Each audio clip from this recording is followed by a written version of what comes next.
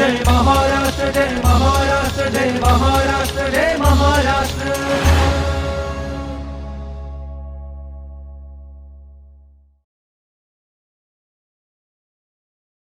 नमस्कार। माहिती व जनसंपर्क महासंचालनालय निर्मित जय महाराष्ट्र या कार्यक्रमात मी सुचेता गरुडे आपल्या सगळ्यांचं मनापासून स्वागत करते। मंडळी, असं म्हणतात वाचाल तर वाचाल। खरंच वाचत राहिलो तरच आपण वाचणार आहोत, कारण का वाचनाने आपल्या ज्ञानात भर पडते, आपला सर्वांगीण विकास होतो।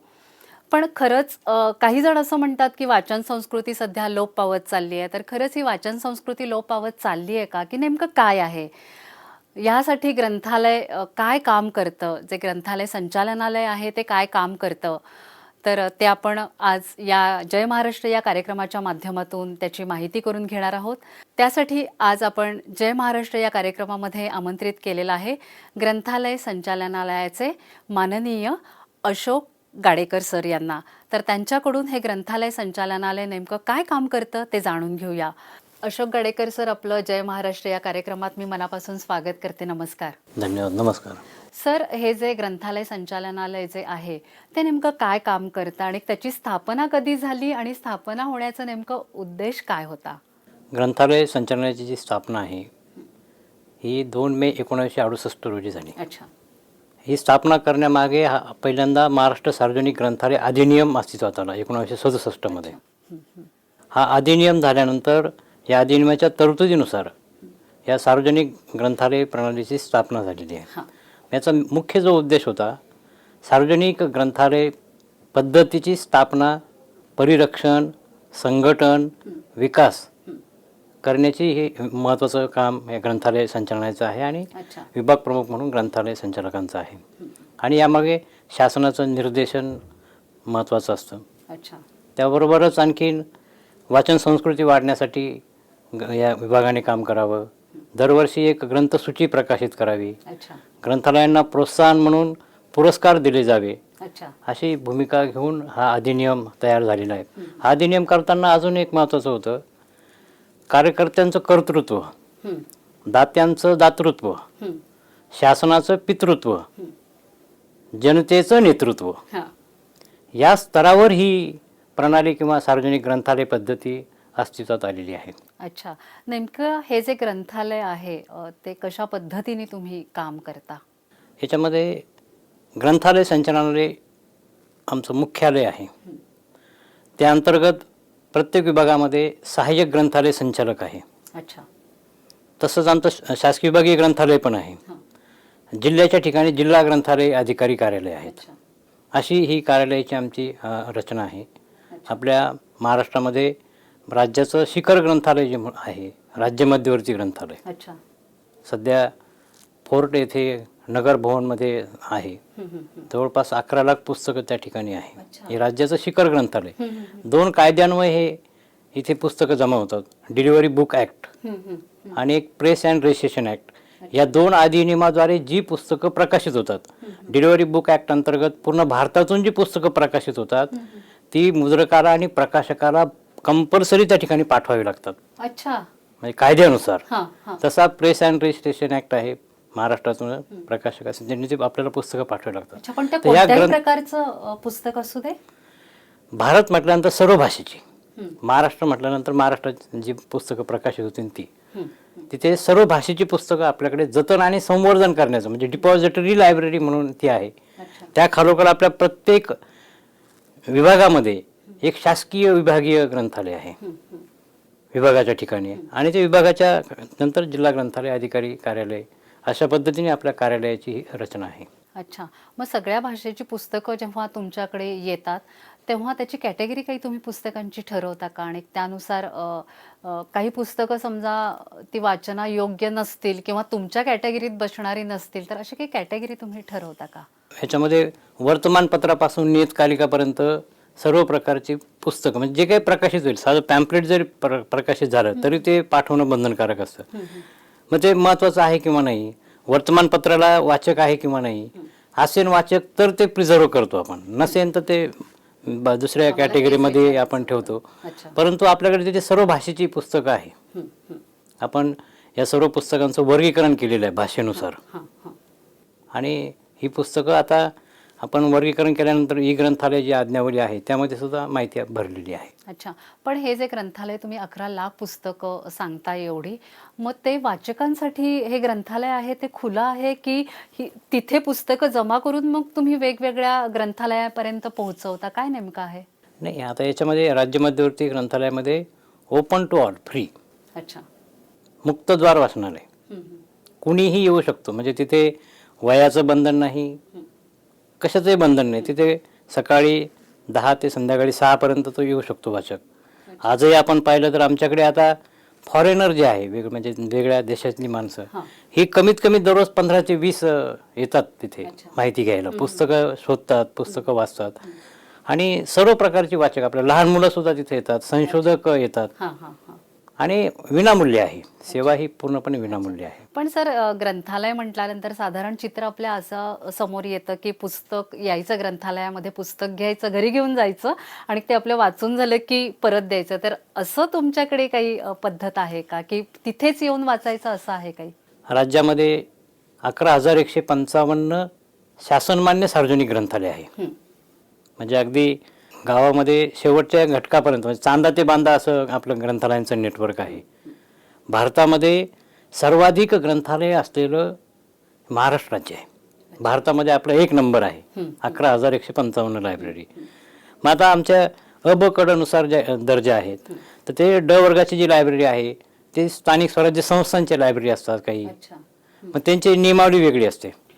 काही नोंदणीकृत स्वयंसेवी संस्थांची ग्रंथालय आहेत, त्यांचे नियम वेगळे असतात. काय साधारण त्यांचे नियम असतात? आणि वर्गणीच्या बाबतीमध्ये मी सांगत होतो की काहींचा आता कोणी 5 रुपये घेतो महिन्याला वर्गणी, कोणी 10 रुपये घेतो, कोणी 50 रुपये घेतो. म्हणजे त्याच्या गरजेनुसार त्यांची घटना असते, त्या घटनेनुसार ते वर्गणीचा दर. ते नियमामध्ये आहे वर्गणी घेणं? हो, नियम बाह्य आहे? नाही, घटना नियमावली तयार असते, त्याला प्राधिकृत मान्यता घेतलेली असते सहाय्यक धर्मदाय आयुक्ताची, त्यानुसारच ती वर्गणी घेतली जाते. आणि तिथं तर वाचकाला पुस्तक देवाणघेवाणीसाठी मिळतं. पण कोणत्याही वाचकाला समजा पेपर वाचायचं असेल तर ते फ्री आहे. तिथं पुस्तक घेऊन वाचायचं ते फ्री आहे. अच्छा, तुम्ही जिल्ह्याच्या ठिकाणी आलात तर आमचं जिल्हा ग्रंथालय अधिकारी कार्यालय प्रत्येक जिल्ह्यामध्ये आहे. तिथे सुद्धा येणाऱ्याला प्रत्येकाला फ्री सर्व्हिस आहे. पण तुम्हाला घरी पुस्तक न्यायचं आहे तर त्याला 100 रुपये 2 वर्षाची वर्गणी आहे. 100 रुपये 2 वर्षाची. अच्छा, तशीच पद्धत आमची शासकीय विभागीय ग्रंथालयामध्ये सुद्धा आहे. 100 रुपये भरायचे आणि 2 वर्षामध्ये तुम्ही किती पुस्तकं वाचा, 1 पुस्तक वाचा, 100 वाचा, 1000 वाचा, किती पुस्तकं वाचा, तुम्हाला ती घरी 8 दिवसासाठी मिळतात. अशा पद्धतीने. पण हे वाचक जे आहेत ते 8 दिवसामध्ये परत देतात आणि नाही दिलं तर त्याचा पाठपुरावा तुम्ही कसा करता? कारण ते पुस्तक तुमच्यासाठी व्हॅल्युएबल आहे.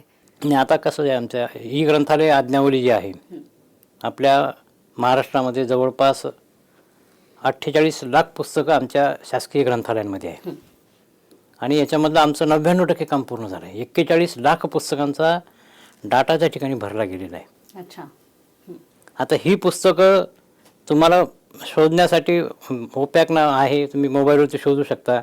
परंतु तुमचा जो प्रश्न होता घरी 8 दिवसानंतर काय, तर तुम्ही 8 दिवस झाल्यानंतर 9व्या दिवसानंतर तुम्हाला लगेच मॅसेज येणार, 7व्या दिवशीच येणार की तुमचं आता उद्या मुदत संपते आहे, मुदत तुम्ही ती एक्सटेंड करून घ्या, असा तुम्हाला संदेश अलाराम सारखा मोबाईलवर जातो. हा, म्हणजे थोडंसं रिमाइंडर हवंच आहे, कारण का 8 दिवसातच, कारण सध्या बिझी शेड्यूलमुळे 8 दिवसातच ते पुस्तक कंप्लीट होईल असं काही आपण सांगू नाही शकत ना. सर, असं म्हटलं जातं की वाचन संस्कृती, मी सुरुवातीला पण म्हणाले की सगळे म्हणतात की वाचन संस्कृती लोप पावत चालली आहे, सध्या कुणाला वाचायला वेळ नाही आहे, एक मोबाईलचं बटन क्लिक केलं की आपल्याला माहिती मिळते. तर ह्या विधानामध्ये कितपत तथ्य आहे? वाचन कमी झालंय हे मताशी मी मुळीच सहमत नाही, किंवा पुस्तकं घेऊन वाचणाऱ्यांचं प्रमाण कमी झालंय याही विधानाशी मी असहमत आहे. आम्ही आता जेव्हा या जिल्हा ग्रंथालय अधिकारी कार्यालय पाहतो, आमचे शासकीय विभागीय ग्रंथालय पाहतो, सार्वजनिक ग्रंथालय पाहतो, मी असे काही ग्रामीण भागामध्ये ग्रंथालय असे पाहतो की सकाळी वर्तमानपत्र घेण्यासाठी म्हणजे वाट पाहतात लोक, वर्तमानपत्राची वाट पाहतात. वर्तमानपत्र ते वाचल्याशिवाय त्यांना करमत नाही किंवा त्यांना ती माहिती लागतेच. तसंच नियतकालिकाच्या बाबतीमध्ये आहे, पुस्तकाच्या बाबतीमध्ये सुद्धा तसंच आहे. पण आपण जे म्हणतो ना वाचन संस्कृती कमी आलं आहे, काही अंशी जे म्हणतो आपण माध्यम बदललंय फक्त. वाचनाचं जे माध्यम आहे म्हणजे पुस्तकाबरोबरच मोबाईलमध्ये आपण ते पुस्तक, आता मी स्वतः सकाळी प्रवासात जर कुठे असेल तर ऑनलाईन वर्तमानपत्र मी पाहतो. म्हणून मी वाचत नाही का? वाचतोच आहे. अच्छा. पण तरुण वर्ग वळतोय या वाचन संस्कृतीकडे की तो थोडासा पाठीमागे जातोय? नाही, तरुण वर्ग उलट प्रमाण चांगलं आहे तरुण वर्गाचं. जसं तुम्ही आता पुण्याला जर पाहिलं असेल, बुक फेस्टिवल झाला, हो. 50 कोटी रुपयाची पुस्तकं विकली गेली. किती मोठं काम त्या जिल्ह्यामध्ये किंवा त्या संबंधित पदाधिकाऱ्यांनी घेतलं, नॅशनल बुक ट्रस्टने घेतलं. 50 कोटीमधले 25% रकमेची पुस्तकं युवकांनी विकत घेतली होती. अच्छा. अगदी मी तुम्हाला 3-4 दिवसाचं उदाहरण सांगतो. अच्छा. आमच्या आता संपूर्ण महाराष्ट्रामध्ये ग्रंथोत्सव सुरू आहे. हा ग्रंथोत्सव शिरपूरला RC पटेल महाविद्यालयात संपन्न झाला. तिथे मी जेव्हा पाहिलं, जवळपास 400 मुलांनी पुस्तकं लिहिली. अच्छा. अगोदर तर माझा विश्वासच बसता नाही. मी स्वतः पाहिली ती पुस्तकं. अच्छा. युवक सुद्धा पुस्तकं लिखाण करतो आहे. फक्त त्याला ते उपलब्धता झाली पाहिजे किंवा ती माहिती मिळाली पाहिजे, तर तो लिहितोच. चांगल्या पद्धतीनं पुस्तकं त्या ठिकाणी लिहितो आहे. गाडेकर सर, मला सांगा की तुम्ही संचालकपदी आत्ता कार्यरत आहात ग्रंथालयाच्या, तर वाचकांचा साधारण कुठल्या पुस्तकांकडे कल जास्त तुम्हाला दिसून येतोय? कोणत्या प्रकारचं वाचन करायला आवडतंय? तरुण असेल तर त्याचं पुस्तकं पाहण्याचं किंवा वाचण्याचं वेगळं आहे. वयोवृद्ध असेल त्याचं वेगळं आहे. स्त्रिया असतील तर त्यांचं वेगळं आहे. आणखी लहान मुलं असतील तर त्यांचं वेगळं आहे. जसं आपण लहान मुलं म्हटल्यानंतर ते बालपुस्तकं, गोष्टीची पुस्तकं वाचतात. मग ते साने गुरुजींचं श्यामची आई असेल, धडपडणारी मुले असतील, कॉमिक्स बुक असेल, अशी जी चंपक असेल, चांदव, अशी पुस्तकं ते वाचतात. आणि युवकांच्या बाबतीमध्ये त्यांना मनावर राज्य मिळवण्यासाठी, म्हणजे व्यक्तिमत्व कसं घडेल अशा प्रकारची पुस्तकं, विकासाची पुस्तकं किंवा चरित्रात्मक पुस्तकं वाचण्याचं प्रमाण त्यांचं मला जास्त दिसतं. आणि त्याबरोबरच स्पर्धा परीक्षेची पुस्तकं सर्वाधिक मुलं वाचतात. आता आम्ही पूर्ण महाराष्ट्रामध्ये पाहत असताना आमच्या सर्व जिल्हा ग्रंथालय असतील किंवा सार्वजनिक ग्रंथालयांच्या अभ्यासिका त्या ठिकाणी आहे. ह्या अभ्यासिकेमध्ये खूप मोठ्या प्रमाणामध्ये युवकांचा प्रतिसाद मिळतो आहे. आणि हे युवक सगळे स्पर्धा परीक्षेची पुस्तकं वाचतात. आता महिला ज्यावेळी आमच्याकडे वाचक येतात, त्यांची पाककला याच्यावर जास्त असतं. स्वयंपाकाचं वेगवेगळ्या प्रकारचे रेसिपी. आता आपण व्हॉट्सअप, फेसबुक याच्यावरही पाहतो किंवा समाज माध्यमावर पाहतो की पाककलेवर जास्त रील्स बनवले जातात, ते पाहतात. तसं पुस्तकांची सुद्धा ती डिमांड आहे. अच्छा. सौंदर्य कसं वाढवावं, खुलवावं याच्यासाठीच आहे. आरोग्याचं आहे, योगाची पुस्तकं आहे. अच्छा. असे वेगवेगळ्या प्रकारची पुस्तकं वाचली जातात. आणि कथा, कादंबऱ्या, चरित्र, नाटकं याचं सुद्धा वाचण्याचं प्रमाण खूप मोठ्या प्रमाणामध्ये आहे. सर, तुम्ही आता सांगितलं की ठिकठिकाणी तुमचे ग्रंथोत्सव सुरू आहेत, तर याच्यावरती तुमचा काही होल्ड असतो का, की कोणीही केलं तरी तुमचं लक्ष त्याच्यावरती असतं का? काय त्यांच्यासाठी काही वेगळी नियमावली आहे का? ग्रंथोत्सवासाठी एक समिती आपण गठीत केलेली आहे शासनाने. प्रत्येक विभागाचा सहाय्यक ग्रंथालय संचालक जे असतात ह्या समितीचे अध्यक्ष असतात. प्रत्येक जिल्ह्यामध्ये एक जिल्हा ग्रंथालय संघ आहे. त्या जिल्हा संघाचे एक प्रतिनिधी सदस्य असतात. अच्छा. साहित्य संशोधन संस्था असतात, साहित्य मंडळासारख्या संस्था, महाराष्ट्र साहित्य परिषद असेल, कोकण साहित्य, अशा जे संस्था आहेत त्या संस्थेचा प्रतिनिधी कंपल्सरी त्या ठिकाणी असतो. अच्छा. जिल्हा नियोजन अधिकारी जे आहेत त्याचे ते मेंबर असतात. जिल्हा माहिती अधिकारी जे असतात पब्लिसिटीचे ते मेंबर असतात. शिक्षण अधिकारी जे असतात ते त्याचे सदस्य असतात. अशी मान्यवरांची कमिटी असते. या समितीमध्ये कार्यक्रम कसा घ्यावा, कोणाकोणाला आमंत्रित करावं याबाबत चर्चा होते, मंथन होतं आणि मग निर्णय तो घेतला जातो.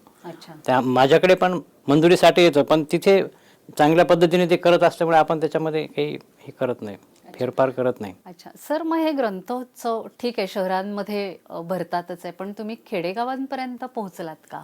याच्या अगोदर आपण फक्त जिल्ह्याच्या ठिकाणी हे ग्रंथोत्सव घेत होतो, परंतु आपले माननीय मंत्री महोदय, माननीय अपर मुख्य सचिवांनी असं सांगितलं की जिल्ह्याच्या ठिकाणी घेतो, ठीक आहे, तुम्ही हे तालुक्यापर्यंत जा. म्हणून आपण मागच्या वर्षापासून तालुक्यापर्यंत ग्रंथोत्सव घ्यायला लागलेलो आहे. जसं आता मी यापूर्वी सांगितलं तुम्हाला, शिरपूरला आमचा त्याचा तालुक्याचं ठिकाण आहे. असं प्रत्येक जिल्ह्यामध्ये तालुक्याच्या ठिकाणी सुद्धा आता ग्रंथोत्सव घ्यायला परवानगी मिळालेली आहे. त्यानुसार आपण आता हे ग्रंथोत्सव घेतो आहे. आता हे ग्रंथोत्सव घेत असताना याच्या मागचा उद्देश शासनाचा असा आहे, ग्रंथांचा प्रचार आणि प्रसार व्हायला पाहिजे. प्रत्येक ग्रंथ जो आहे तो वाचकाला मिळाला पाहिजे, वाचकाला जे पुस्तक पाहिजे ते मिळालं पाहिजे आणि प्रकाशकांना सुद्धा एक व्यासपीठ उपलब्ध झालं पाहिजे. आणि मला तर काही गोष्टी अशा आठवतात, मागच्या वर्षी मी अहिल्यानगरला ग्रंथोत्सवाला गेलो होतो. शासनाची जी पुस्तकं होती, एक ट्रक भरून पुस्तक आली. 2 दिवसाचा तो ग्रंथोत्सव असतो. दुसऱ्या दिवशी ती पिशवीत पुस्तकं घेऊन गेली. म्हणजे ग्रंथोत्सवाच्या माध्यमातून चांगल्या पद्धतीनं प्रकाशकांची पुस्तकं विकली जातात, वाचकांनाही पुस्तकं ती मिळतात आहे. आणि फक्त पुस्तक विक्रीबरोबरच आम्ही वेगवेगळ्या प्रकारच्या स्पर्धा घेतो. आता मागच्या वर्षी आम्ही एक थीम केली होती, यावर्षी ती थीमला आम्ही जास्त प्रोत्साहन देतोय. वाचकाचा सत्कार करायचा पुस्तक देऊन. मग आमचे ड वर्गाचं जे ग्रंथालय आहे ते एकाच वाचकाचा सत्कार करायचा. क वर्ग वाचनालय त्याच्या एका वाचकाचा सत्कार, ब वर्ग वाचनालय त्याच्या 2 वाचकांचा सत्कार, अ वर्ग वाचनालय त्याचा 3 आणि शासकीय जे जिल्हा ग्रंथालय अधिकारी आहेत त्यांचे 3 किंवा 4 अशा प्रमाणामध्ये आम्ही आता वाचकांचा सत्कार यावर्षी करण्याचं नियोजन करतो आहे. याच्यामधून काय होणार आहे, जो सर्वाधिक पुस्तकं वाचतो त्या वाचकांना प्रोत्साहन मिळेल आणि इतरही वाचकांना असं वाटेल की आपल्यालाही पुरस्कार किंवा सत्कार आपला झाला पाहिजे. आम्ही फक्त ग्रंथ भेट देऊनच त्यांचा सत्कार त्या ठिकाणी करतो. खूप छान सर. सर मला सांगा की वाचन संस्कृतीचा विकास आणखीन करण्यासाठी तुमचं ग्रंथालय कशा पद्धतीने काम करतं? वाचन संस्कृती वाढीसाठी जसे आमचे ग्रंथोत्सव असतात तसं वेगवेगळ्या प्रकारची ग्रंथ प्रदर्शनं भरवली जातात. विविध प्रकारची व्याख्यानमाला आयोजित असते. अनेक जिल्ह्याच्या ठिकाणी, तालुक्याच्या ठिकाणी आपल्या महाराष्ट्रामध्ये जवळपास 131 ग्रंथालय अशी आहे की ज्यांना 100-150 वर्ष पूर्ण झालेली. म्हणजे प्रदीर्घ इतिहास असलेलं आपलं महाराष्ट्र राज्य. रत्नागिरीचं नगर वाचनालय जर म्हणाल तर तुम्ही पहिली लायब्ररी 1828 मध्ये ती झालेली आहे. त्याच्यानंतर 1830 मध्ये तुमचं अहिल्यानगरचं सार्वजनिक ग्रंथालय झालं. त्याच्यानंतर तिसरं सार्वजनिक वाचनालय नाशिकची स्थापना 1840 साली झाली. अशी प्रदीर्घ परंपरा असलेली ग्रंथालय ही वर्षभर सातत्यानं विविध उपक्रम वाचन उपयोगी, मग लेखक आमच्या भेटीला असतील, लेखकांशी संवाद असेल, विद्यार्थ्यांमध्ये वेगवेगळ्या प्रकारच्या स्पर्धा आयोजित करणे, जसं निबंध स्पर्धा असतील, वक्तृत्व स्पर्धा असतील, कथाकथन असेल, असे नाविन्यपूर्ण उपक्रम वर्षभर साजरे होतात. आता मागच्या वर्षी आपण जो वाचन संकल्प महाराष्ट्राचा शासनाने उपक्रम केला त्यामध्ये शासन मान्य सार्वजनिक ग्रंथालयांचाही सहभाग होता. माननीय प्रधान सचिव महोदयांनी आमचे विभागाचे जे 4 संचालक आहे, आम्ही या संचालकांची बैठक घेतली, ते निर्देश दिले की आपल्याला वाचन संकल्प राबवायचा आहे. तर इतका चांगला प्रतिसाद मिळाला की आपल्या महाराष्ट्रामधील जवळपास 6000 ग्रंथालयांनी सहभाग नोंदवला. काय नेमकं तुम्ही राबवलं, म्हणजे काय केलं नेमकं? त्याच्यामध्ये अगोदर पहिलं आम्ही असं ठरवलं होतं, पहिल्या दिवशी स्वच्छता करायची, साफसफाई. नंतर दुसऱ्या दिवसापासून वाचनपूरक उपक्रम राबवायचे. मग पुस्तकांचं प्रदर्शन आयोजित करायचं आणि तुमच्या आजूबाजूला जी काही शाळा असतील, महाविद्यालय असतील, या शाळा महाविद्यालयांना बोलून तुमच्याकडे जी पुस्तकं आहे ही पुस्तकं लोकांना दाखवायची, काही स्पर्धा आयोजित करायच्या, असा तो उपक्रम होता. खूप चांगल्या पद्धतीनं तो उपक्रम झाला. असे सर कधी वक्ते तुम्ही बोलवता का की पुस्तक परीक्षण आपण म्हणूया, की लोकांना बोलावून नेमकी कोणती कोणती पुस्तकं वाचनीय आहेत किंवा त्यांना ती खूप उपयोगी पडणार आहेत एखाद्या वर्गाला, तरुणाला म्हणूया किंवा थोडे 50 वर्षानंतरच्या लोकांना, त्यांच्या जीवनामध्ये काहीतरी हे करणारे असा वक्ता बोलून तुम्ही त्या पुस्तकाचं कधी परीक्षण करता का, की जेणेकरून ते पुस्तक लोकांपर्यंत पोहोचेल आणि लोकांना समजेल नेमकं वाचायच्या अगोदर या पुस्तकामध्ये काय आहे? तर असे उपक्रम तुम्ही राबवता का? वाचन करत असताना जे परीक्षण आहे पुस्तकांचं, या बाबतीमध्ये ग्रंथ खरेदी करताना, म्हणजे जी सार्वजनिक ग्रंथालयांची खरेदी होते किंवा आमच्या शासकीय ग्रंथालयांची खरेदी होते, पुस्तक परीक्षण हे बऱ्याच पैकी वर्तमानपत्रांना येतं. ते पुस्तक परीक्षण पाहून चांगली जी पुस्तकं आहे ती खरेदी केली जातात. आणि आपला जो प्रश्न आहे, असे वक्त्यांना बोलवले जातात का? अनेक ग्रंथालयामध्ये त्यांना आमंत्रित केलं जातं, त्यांचे विचार ऐकले जातात. तुम्ही किती पुस्तकं वाचले, कोणती पुस्तकं वाचली, त्याच्यामध्ये तुम्हाला काय आवडलं, त्याच्यासाठीच्या स्पर्धा सुद्धा काही ग्रंथालय आयोजित करत असतात. अच्छा अच्छा, कारण ते फार महत्वाचं आहे ना. सर, एक छोटासा कुतूहल मनामध्ये पुस्तकांविषयी आहे की पुस्तकांच्या ज्या किमती किंवा ग्रंथांच्या ज्या किमती असतात त्याच्यावरती तुमच्या ग्रंथालयाचा काही होल्ड आहे का? नियमावली अशी काही तुम्ही आखून दिलेली आहे का लेखकांसाठी किंवा प्रकाशकांसाठी? नाही, याच्यामध्ये आमचं फक्त पुस्तकांचं जतन, संवर्धन आणि आलेलं पुस्तक वाचकाला उपलब्ध करून द्यायचं काम आहे. अच्छा. आता पुस्तक कसं असावं, त्याची किंमत कशी असावी, कोणी छापावं, हे याच्यावर आमच्या विभागाचा संबंधित तो विषय नाही. अच्छा. आता काही काही पुस्तकांच्या किमती जास्त असतात, अनेक जण म्हणतात, हो. पण ते लेखक आणि प्रकाशक यांच्या याच्यावरती आहे. आणि शासकीय जी पुस्तकं आहेत ना, म्हणजे तुमचा जो प्रश्न आहे त्यामध्ये शासकीय पुस्तकं बघा, हां. यांच्या किमती फार कमी असतात. नॅशनल बुक ट्रस्ट बघा, साहित्य संशोधन संस्थांची पुस्तकं बघा, अच्छा. आणि काही काही चांगली मोठी जी दर्जेदार प्रकाशक आहेत त्यांच्या सुद्धा किमती कमी असतात, अच्छा. म्हणजे खूप किमती नसतात. त्यामुळे किमती मात्र त्याच्यावर आपलं नियंत्रण नाही. पण मात्र आता आम्ही ग्रंथ खरेदी करताना या बाबी पाहतो. आपण दरवर्षी ग्रंथ निवड समिती असते आमची एक, त्याचे अध्यक्ष असतात आणि प्रतिविभाग संघाचे सदस्य असतात, साहित्यिक असतात. अशी एक समिती आहे आपली, ग्रंथ निवड समिती. यामध्ये पुस्तकांची निवड केली जाते.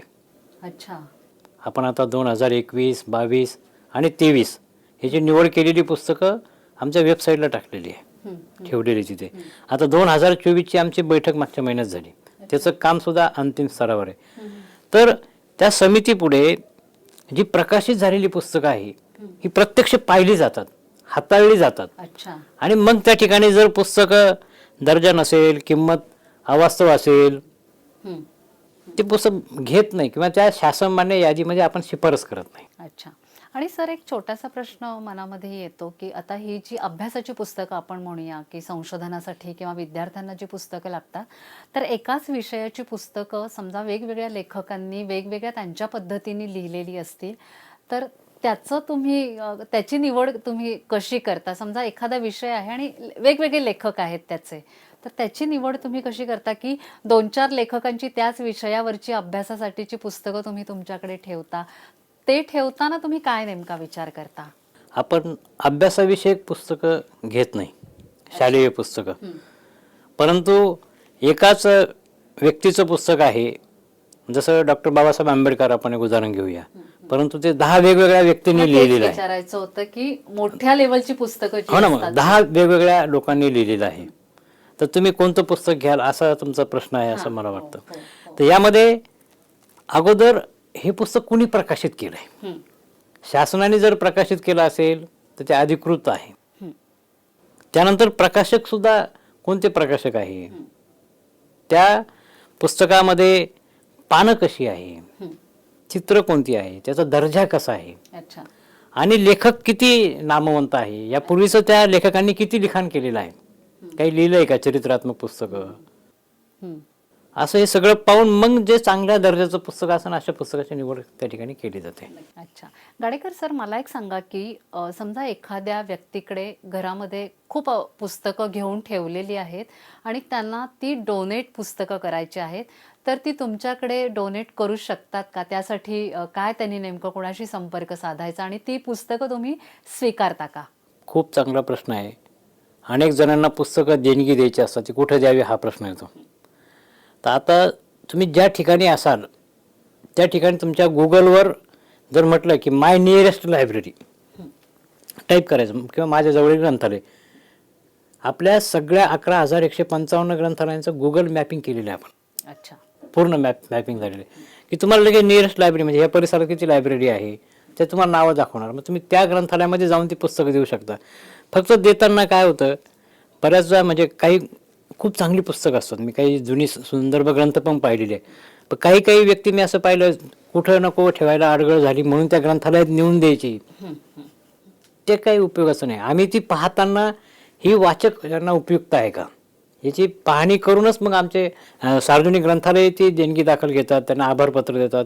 आमच्या जिल्हा ग्रंथालय अधिकाऱ्यांमध्ये घेतो आम्ही, आणि इथं राज्य मध्यवर्ती ग्रंथालय सुद्धा असं कोणी देणगी घेऊन आलं तर आम्ही ती पुस्तकं घेतो आणि त्यांना पोच पण देतो. अच्छा. अशोक गाडेकर सर, या चर्चेच्या शेवटी आपल्या प्रेक्षकांना काय सांगाल? प्रेक्षकांना सांगायचं असं आहे, आपल्या घरामध्ये आपला मुलगा वाचतोय का याच्याकडे पाहिलं पाहिजे. कारण ही पिढी घडली तर पुढे चांगलं भवितव्य आहे. त्यामुळं किमान वाचन विद्यार्थ्यांनी किंवा आपल्या घरातील व्यक्ती करताय का, पालकांनी ते पाहिलं आणि कोणत्या प्रकारचं वाचनासाठी आज ही सगळीकडे सुविधा उपलब्ध झालेली आहे. म्हणजे आमच्याकडे जिल्हा ग्रंथालय कार्यालय, इकडे सार्वजनिक ग्रंथालय, अशी सुविधा उपलब्ध आहे. फक्त तुम्ही तिथपर्यंत गेला पाहिजे. आणि पुस्तकांचं दुकानंसुद्धा आता ऑनलाईनसुद्धा तुम्हाला पुस्तकं विकत घेता येतात ज्यांना गरज आहे. तर जास्तीत जास्त पुस्तकं वाचून आपल्या ज्ञानामध्ये भर घातली पाहिजे, असं मला या निमित्तानं आवाहन करायचं आहे सगळ्यांना. नक्कीच सर.